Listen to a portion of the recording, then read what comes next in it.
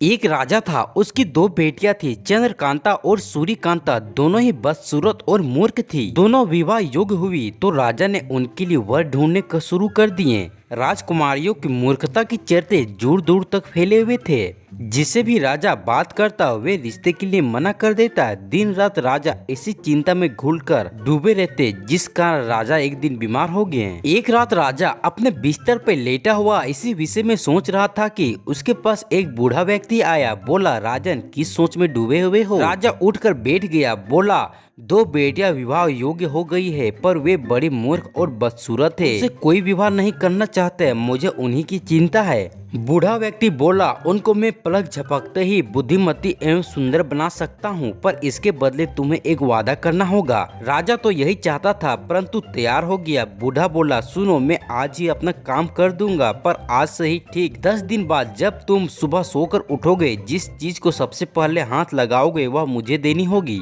राजा ने सोचा, इससे कौन सी बड़ी बात है, मैं किसी भी छोटी मोटी चीज को छू कर इसे दे दूंगा। बोला, ठीक है, तुम अपना काम करो। राजा को हाँ कहते ही बूढ़ा वहाँ से गायब हो गया। कुछ देर बाद राजा को नींद आ गई। सुबह जब राजा सोकर उठा तो उसने देखा दोनों राजकुमारियां का मानो तो रूप ही बदल गया था। वे दोनों अति सुंदर दिखाई दे रही थी। जिस ढंग से वो आपस में बातचीत कर रही थी, उसे लगता था कि दोनों बुद्धिमती समझ भी हो गई है।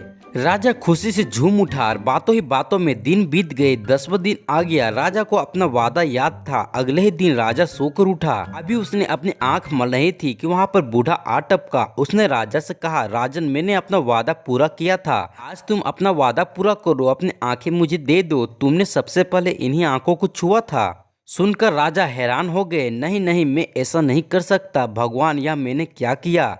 फिर उसने बूढ़े से गिड़गिड़ाकर कहा, तुम मुझसे कुछ और मांग लो। आखिर में आंखें मैं नहीं दे सकता। आंखें के बिना तो दुनिया में कुछ भी नहीं है। बूढ़ा मुस्कुराकर बोला, राजन, चलो मैं तुम्हें एक और मौका देता हूँ। मैं इस कमरे में चारों ओर चक्कर लगाऊंगा। यदि तुम किसी तरह भी मुझे छू दोगे तो मैं यहाँ से चुपचाप चला जाऊंगा। यह कहकर वह बूढ़ा उड़न तस्तरी की भांति कमरे में घूमने लगा। राजा ने उसे पकड़ने की बहुत कोशिश की। कई नौकरों को भी काम में लगाया, पर कोई भी बूढ़े को पकड़ नहीं सका। तब तक उस कमरे में राजकुमारियां भी आ पहुंची थी। जब तक उन्हें देखा कि वह बूढ़ा किसी की पकड़ में नहीं आ रहा है, तो वो दोनों सोच विचार करने लगी। अचानक उन्हें एक उपाय सूझा। उन्होंने रस्सी के फंदे बनाए, बूढ़े की ओर उलझने शुरू कर दिए। एक दो बार बूढ़ा इन फंदों में बच निकला। आखिर वह फंसी गया। राजा ने उसे छू दिया, फिर बोला, मैं तुम्हारी शर्त पूरी कर दी। बूढ़ा हंसकर बोला, राजन, यह सब नाटक तो मैंने इस राजकुमारियों को परीक्षा लेने के लिए किया। ये दोनों इस परीक्षा में उत्तीर्ण हो गई।